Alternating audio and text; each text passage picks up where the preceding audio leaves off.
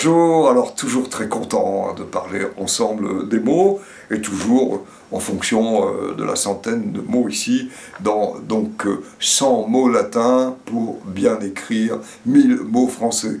Et pour bien comprendre, découvrir aussi bien sûr 1000 mots français. Alors j'ai pensé là à un mot qui nous donne un peu d'altitude, qui est altus. Altus, donc on est en latin, ça veut dire haut, qu'on écrit nous H-A-U-T.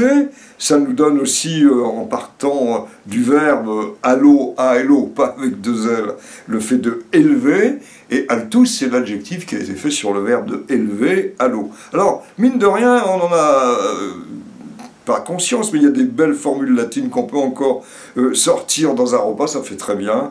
Altus gradus dignitatis.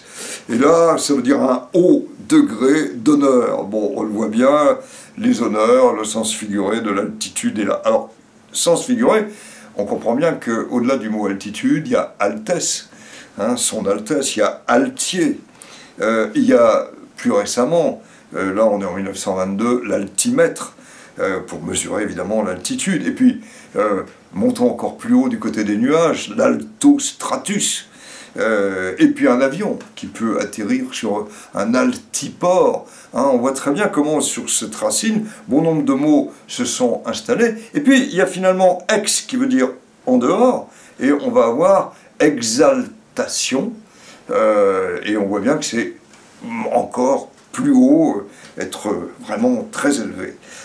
De manière musicale, puisque la langue latine avait un accent qu'on ne prononce plus, mais qui était très beau, un peu comme, si vous voulez, l'italien ou le provençal, et on avait le alto. Les altos, c'est un type de violon, c'était d'abord l'alto de haute contre, de violon, puis l'alto de viol, et puis vous savez, l'alto dans les chorales, c'est au-dessus du ténor, et par conséquent, c'est souvent une voix de femme quand elle est grave. Voilà ce à quoi peut correspondre alto. Mais, comme toujours, il y a des mots insoupçonnés, on ne s'attend pas à les voir là. Or, on a bien dit qu'il y avait au départ le verbe allo qui veut dire élever, et qui donne évidemment le verbe allérer aussi dans l'infinitif. Et là, eh bien, ça a donné le fait de croître.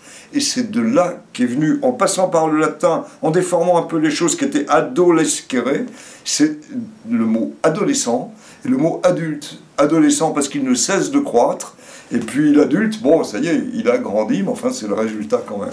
Donc, vous voyez, hein, dès qu'on arrive dans ces mots, on peut toujours s'élever, on prend de l'altitude, et en même temps, c'est très concret, ben, tout ça, c'est agréable. J'en ai oublié un essentiel, que je vais tout de suite vérifier, c'est aliments qui nous permettent de croître, bien sûr.